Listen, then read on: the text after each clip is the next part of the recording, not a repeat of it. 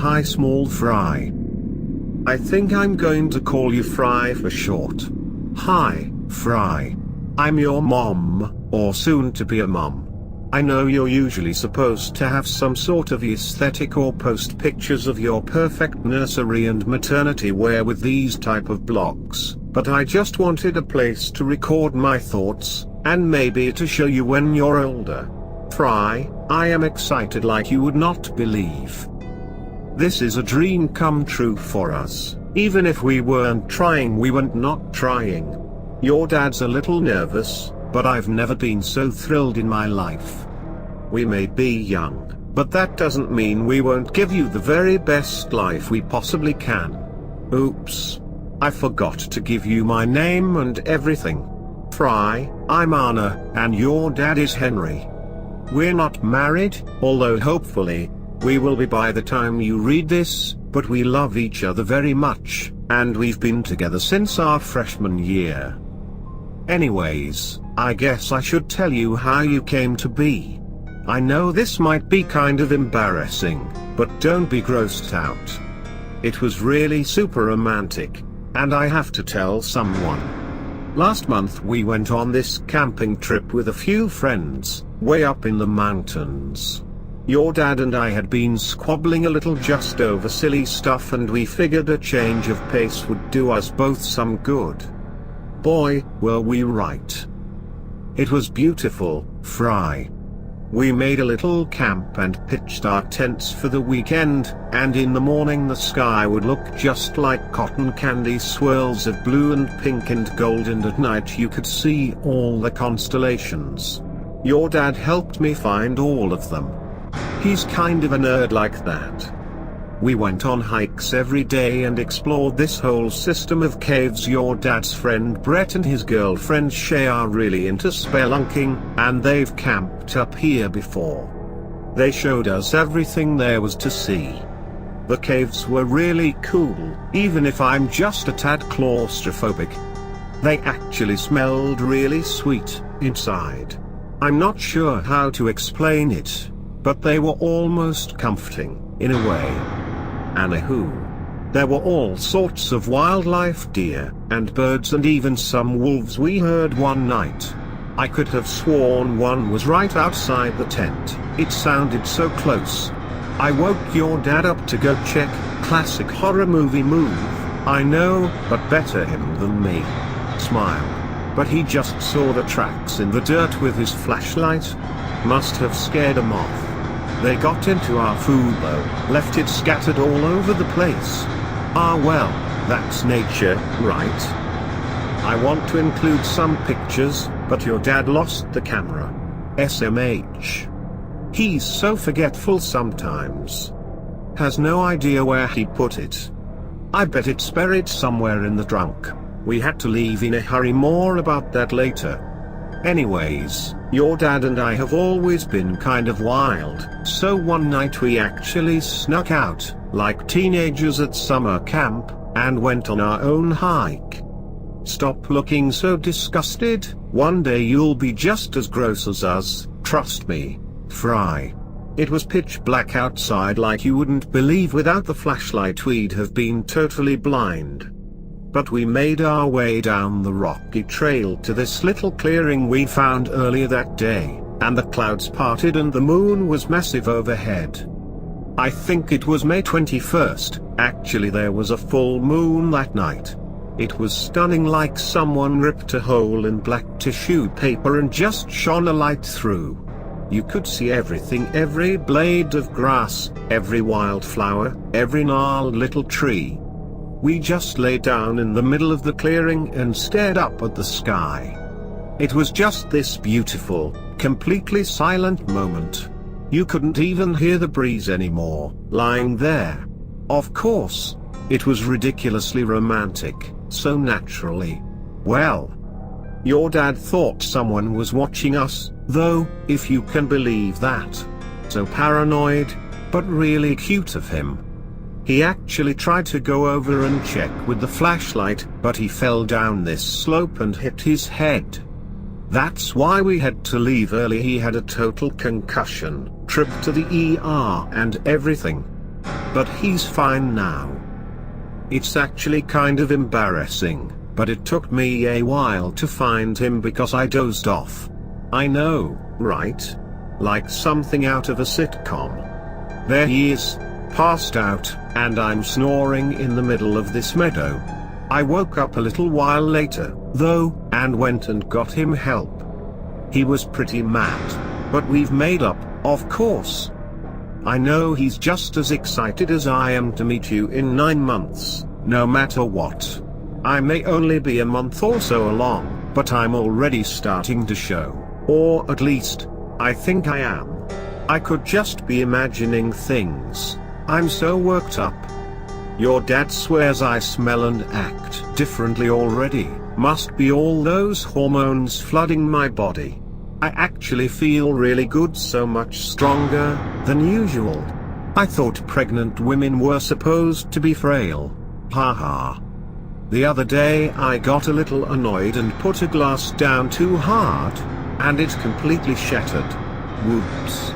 And I've been having these really weird, pregnant lady dreams apparently. I keep punching and kicking at your dad in my sleep. Maybe you're mad at him? Lol. He actually swears I caused this long scratch down his back from the other day, but I don't believe that. It must have been the cat or something. I have long nails, but I'm not Wolverine. Speaking of our cat, Daisy, I haven't seen her lately. Maybe she smells you already and is hiding. I guess being pregnant is always pretty weird. My taste in food has completely changed lately. No more vegan for your mom. Frown. I'm honestly a little disgusted with myself, but I can't help what I crave, I guess. My back hurts so bad most nights I could swear my spine was stretching, tbh. Maybe you're giving me superpowers, huh? Or I'm just going a little crazy because I could swear someone keeps calling my name at night. Well, whisper it, more like. Just in the one corner of the bedroom, where I think we'll put your bassinet once you're here. Maybe it's a sign. But by far the oddest thing of all is this birthmark I've just developed. Or maybe it's an old scar I never noticed. On the back of my right hand, almost like a brand, I guess. The doctor said he's never seen anything like it, but the tests said it wasn't cancerous, or anything like that, and it doesn't hurt, not really.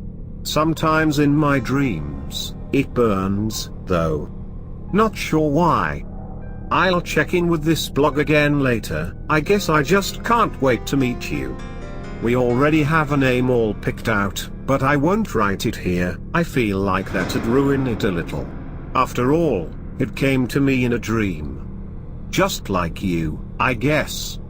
Your loving mama.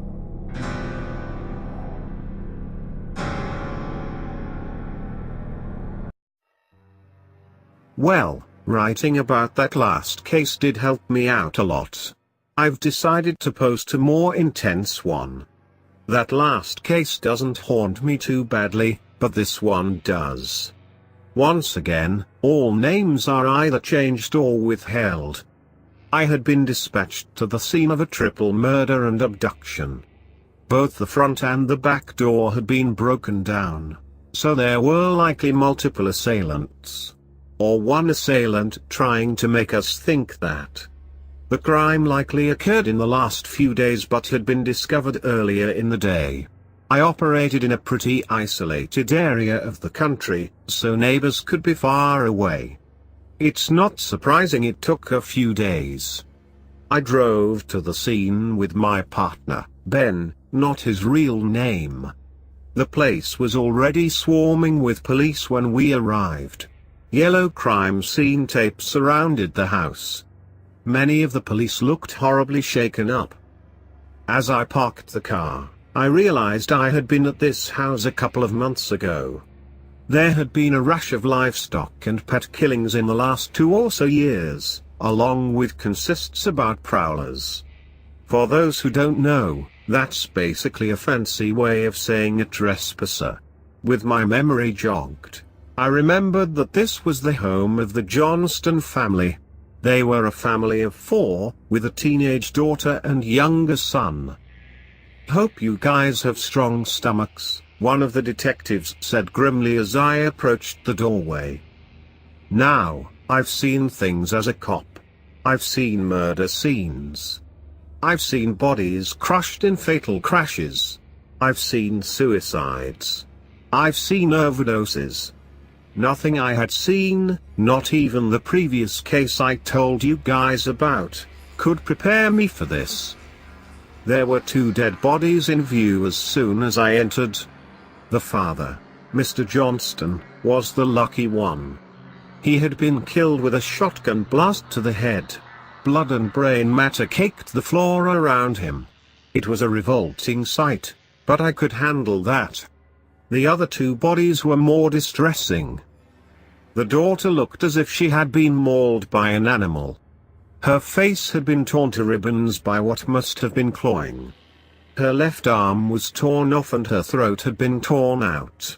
Blood was everywhere around her body. "Jesus," I said. But there was still one more body in the bedroom. The bedroom door had been destroyed, so Mrs. Johnston must have tried to barricade herself in the bedroom but to no avail. She had suffered the worst fate of the 3. There was a massive hole in each of her shoulders as if massive claws had impaled them and held her down. Her face and throat had also been shredded. In fact, she had nearly been decapitated. But that wasn't the worst part. There was horrible bruising and evidence of trauma around the nether regions. Don't make me elaborate on that, please. She had been violated. There were a few large, coarse red hairs on the floor in the bedroom. None of the Johnstons were redheads, so this was considered an important clue. The son was nowhere to be found. At least there was a chance he was still alive. Someone, or something, this malevolent probably wouldn't be very merciful though. We were all confounded. The Johnston family had no known enemies. But this kind of cases is why my profession exists. It immediately became the top priority to locate the missing child, and bring the killer, to justice. We collected as much evidence as possible and looked at facts of the past to build a case. The forensic testing confused us more than it helped us. The hairs I mentioned, as well as semen samples, you know where that is from, please don't make me repeat it, were not human. Instead, they belonged to some kind of unidentified wolf species. At least, they matched canine DNA most closely. This had to be an error, but repeated testing affirmed it. This baffled and disgusted us all, and we did not make it public. The other facet I looked at was recent events in our area. As I said, there had been a lot of pets and livestock killed by a wild animal of some sort in the last couple of years. But there was also a similar murder. A young couple had been attacked at a secluded lover's lane. The woman had been lucky enough to escape, but her lover wasn't. A rustling in the woods had prompted the man to get out of the car and investigate. Believe it or not, I've noticed people have a tendency to leave the safety of their car when threatened, despite the protests of the woman. Shortly after he crossed the tree line, something pounced on him. In her fear, she drove away, leaving him. The man's remains were found a few days later. The maulings we encountered at the recent crime brought back memories of that case, but it was of little help. I also mentioned that there had been a previous incident at the Johnston house. About a month before the murders, the Johnston boy had been staring out of his window one night, when he was supposed to be asleep. He saw something. A large red-haired beast crouched down over something. The thing noticed the boy watching, and proceeded to stand up on 2 legs.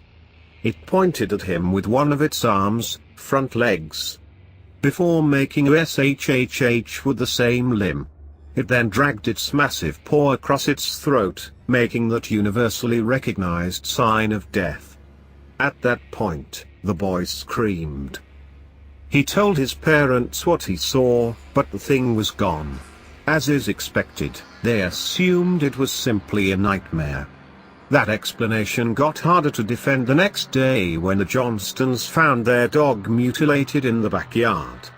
It was in the same area that the boy claimed to have seen the creature. Faced with this, the parents concluded it was probably a bear or other large animal. Police did get a report about this, but there wasn't much to do. We just added to the list of the animal killings. But the boy continued to insist on what he saw that night, telling his classmates about it in school. I know this because one of the other officers had a son in the same class, and he told us about the story. Was it possible someone or something had to silence the boy because of what he witnessed? Unfortunately, we had no solid leads or suspects. Although the case facts we had were intriguing and strange, we had more questions than when we started the investigation. Over a year passed, and we had not located the missing boy. With no human DNA or suspects, it became a cold case. But 2 years after the killings, we got a break. A man had pawned an item taken from the Johnston house. You'd better believe we swarmed on this. Soon, we had a person of interest, a man named David Kimber. We didn't know for sure that he was our guy, so we had to be careful with this lead. Ben and I did set out to talk to him. We went to his house in the day, not wanting to deal with this possibly dangerous individual at night. David Kimber was a very large man, probably about 6 feet 5 inches and very muscular, with fire red hair. I immediately hoped he couldn't resist, as I doubted that my partner and I could handle him. He was surprised to see us but was amicable enough. He readily agreed to go down to the station with us for questioning but said he needed to put shoes on first. We waited for what felt like forever before deciding he wasn't coming. A quick lap around the house showed the back door open. He had fled. We cursed this but also knew this gave us a viable suspect. We'd get him, Ben assured me. With the evidence we had, the pawned item and his flight from us, we were able to get a search warrant. A search yielded a smoking gun for us, a shotgun that would later prove to have been used in the murder of Mr. Johnston. Ballistic testing confirmed this. We had a definitive suspect, and the paper went wild with the new developments. This is how I got the next lead in this nightmare. We had no idea where our suspect was, but locating him was our priority. That's where the next lead comes in. A couple of weeks after the search, I was told a man had information about the suspect that could help. It was an older man, who gave off a real outdoorsy vibe. I welcomed him into my office and got ready. You're probably going to think I'm crazy, but I have to try to help. The man said. Go on, I encouraged. I'm open-minded. I was too, after the previous case I mentioned. David is very dangerous, and he isn't entirely human. The man said slowly. I know that sounds crazy, but you've got to believe me. I just indicated for him to continue. He had a clan of goddamn monsters back in my town. A wife and 3 abominable children. His wife and eldest son were human, but the other 2 kids were like him. Those bastards killed a couple dozen people in less than a year. The man said. It was clear he was getting angry remembering it. I just remained neutral. I and a few other townsfolk found their hideout. That house was a channel house when we finished. We put an end to his wife and bastard children. But David got away. The man spat. Thank you. There are certainly some anomalies here that give credence to your story. But do you have any leads to follow up on for getting him? I asked. He thought a little bit before responding to my question. You could try going to his hometown, redacted. His father lives out there. He's not a bad man. The man replied. I told a sanitized version of this to my superiors, and they agreed it couldn't hurt to talk to Kimber's family. I set out with Ben to investigate this lead, and during this time I confided in him the possibility of something supernatural. Given some facts in the case, he reluctantly kept an open mind. To my surprise, Kimber's father was more than willing to cooperate and let us in immediately. Mr. Kimber, I said as gently as I could, we need to talk to you about your son, David. At that, he broke down crying. I know he's not right. It's not him anymore. He has been completely purged of his humanity. And it's my fault. The older Kimber bemoaned. I'm guessing you know his nature then? Ben asked. Mr. Kimber nodded, regaining his composure. There are men who shift their shape and change their skin in some conditions, he continued. Werewolf? I hesitantly asked. Close, he replied, not all of the Hollywood mythos is true. Yes, this condition exists. But it is not exclusive to the full moon. At first, it is. But not with maturity. With this condition, your body is at war. Your humanity versus your feral side. With David, the feral side won, he said sadly, before resuming. Once you mature, the transformation changes. One can change form at will, and revert at will too. You can also prevent yourself from turning during a full moon. You only change if you wish. You also retain your sentience in beast form. You can understand language, think as clearly, use hand signals, etc. If humanity wins the war, you'll live a normal life. But should the feral side win, you will have an evil being. An immature skin changer will be like a wild animal. But a feral, mature one is a sentient being with a human cunning that kills for joy, capable of vile acts such as torture and rape while in beast form. A much greater threat. And David is that? I asked cautiously. Yes, and it's my fault. I was so concerned about concealing my condition from others that I never considered the possibility that it is hereditary. Years ago, I was bitten by a beast while hunting. When I shot it and killed it, a person lay in its place. After that, my struggle began. Every full moon, I pretended to go hunting, but really chained myself in the woods. It worked because one night I fought off the transformation. I'm a rarity.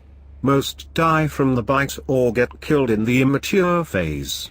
Others end their own lives in despair. Most of us die before the age of 30.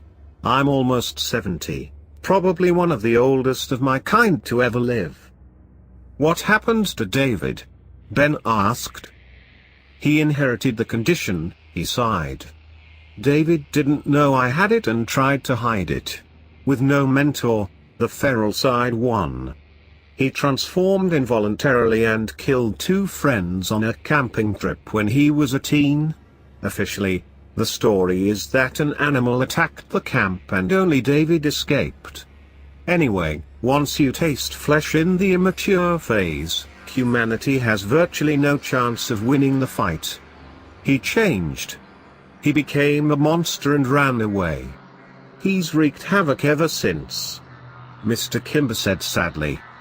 I know this is difficult, but do you know where he is? I asked.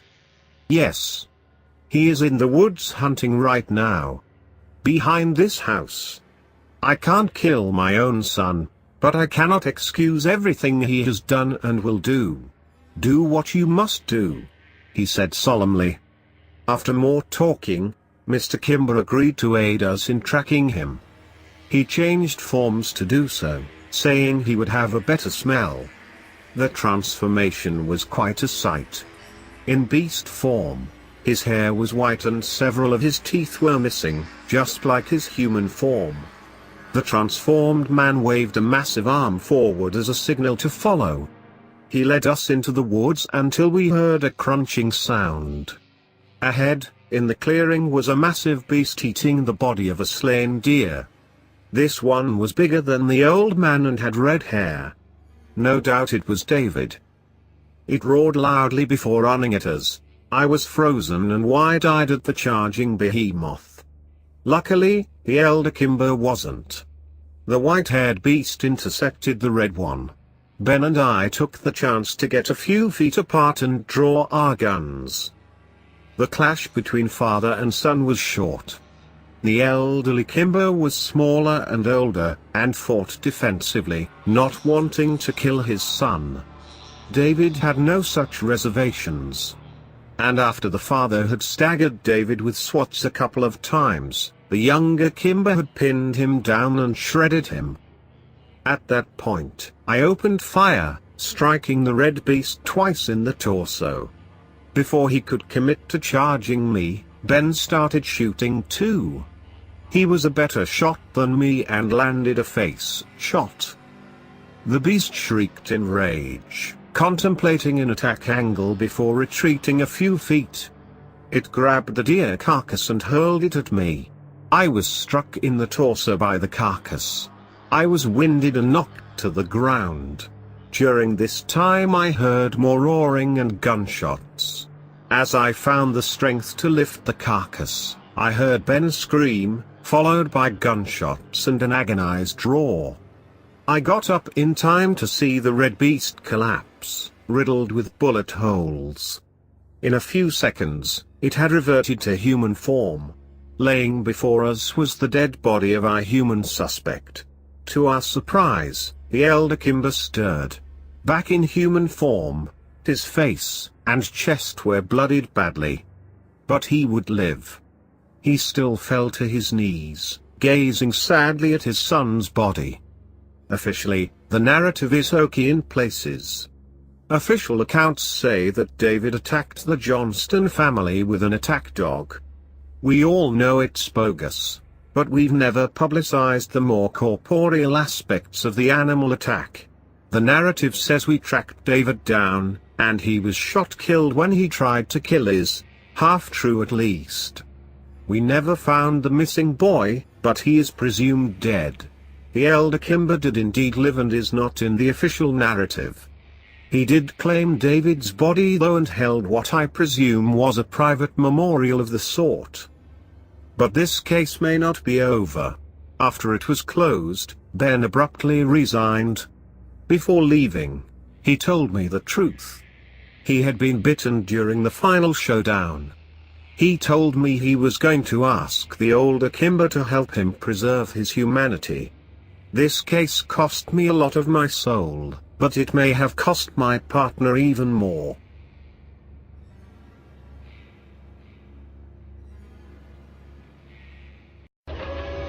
I don't really even know where to begin.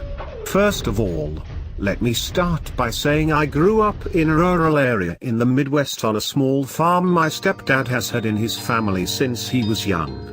When my mum and I moved in with him around age 5, for me it was a bit of a culture shock coming from the suburbs where we had lived with my grandparents up until that point. I'll be honest, I did not like living in their woods at all. I used to watch shows like Unsolved Mysteries and Are You Afraid of the Dark, so I was sure there was a werewolf behind every tree or a vampire lurking on the edge of the tree line. As I got older though, I did end up coming around to the environment as I became an avid runner and began to utilize the lonely, dirt country roads, and by the time I moved out after high school I had actually built up quite a bit of nostalgia for the place.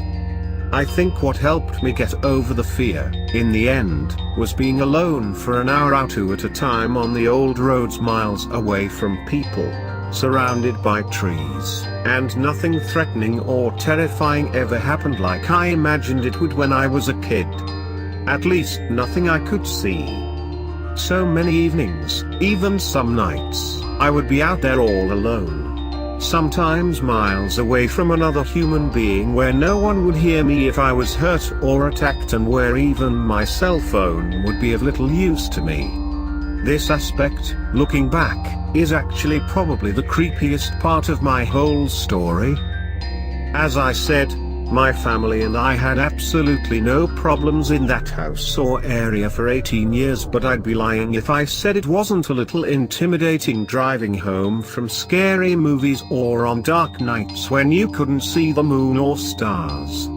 I remember sprinting as fast as I could when I got home some nights if my parents had forgotten to leave the porch light on. Like I said, other than the occasional paranoia, we experienced nothing out of the ordinary. Until this year. A little backstory on my family. My mum is a very social woman that does enough talking for both her and my stepdad. My stepdad is very reserved, no nonsense, to the point type of guy. He's a very practical man and has spent most of his life outdoors hunting and trapping. He actually specifically moved to that area to be away from people. My brother is pretty much a carbon copy of him and loves the outdoors just as much. My entire family does, but these two live and breathe it. My sister is in high school, and at the time this all happened, her then boyfriend, my brother's best friend ally, had just moved in with us. I live about 4 hours away now with my partner and only visit every few weeks, so it was them who started experiencing things first. I know you all will wonder this later, so I'll just get this out of the way. I am the only paranormal enthusiast in the family. I've always been more of a modern thinker and more open-minded about that kind of thing that they are. The rest of them tend to lean more towards organized religion and believe most things of that nature can be solved by biblical explanation, or it just doesn't exist. I would say they have no idea what to believe now. The first experience we had I wasn't actually present for. My brother and his friend were in the field next to our belonging to my stepdad's grandfather, who passed away in the 90s. All my stepdad's land is connected, so they keep their cattle scattered throughout the different properties. When you approach that specific plot of land, you will first go through a small patch of woods attached to our field and a hill. Once you emerge with a pond at the top that overlooks another field with a small house my stepdad's grandfather actually lived in, and when I say small I mean like a living room, a bathroom, and a small kitchen. The house is so old we don't really go inside anymore because it seems unstable. It truly looks like something from those scary stories to tell in the dark books you read when you're a kid. Anyways, they're there to check on a new calf that was born a few days before, as they have been known to be killed by wild animals every once in a while when they see someone coming out of the house, which was a huge alert to my brother because he knows no one wants to be in that house because it's unsafe. So he and my sister's boyfriend move closer to see who it is and relax a little when they see it's just my stepdad. They are a little preoccupied and still kind of far from the house, so instead of walking all the way over, he calls my stepdad and asks him what he's doing over there. My stepdad is quiet for a moment before he reveals that he's in town with my mother getting groceries. Like I said, he's not really one to joke around, so my brother knows immediately something is wrong. He and ally run over to the house, and as they get closer see the back of someone walking behind the house out of view. When they get to the other side, as you might have guessed, absolutely nothing. Let me reiterate that they are in a field, so whoever this was could not have hidden behind a tree or really anything without my brother seeing them running away. Doing what most people would do, they run as fast as they can home and lock the doors, waiting for my parents to get home. They would return later with my stepdad, some guns, and all 3 of our 4 dogs. Nothing. No sign of anyone in the house, no footprints, the rusty door didn't even seem to be disturbed. They went home with a few theories: homeless person, neighbor, kids, but that didn't explain how this person seemed to just dip out of existence. But I don't think that's what really bothered them. Although that's disturbing as hell. No, I think the part that bothers them the most is that both boys, even before regrouping and talking it over, swear the person looked identical to my stepdad.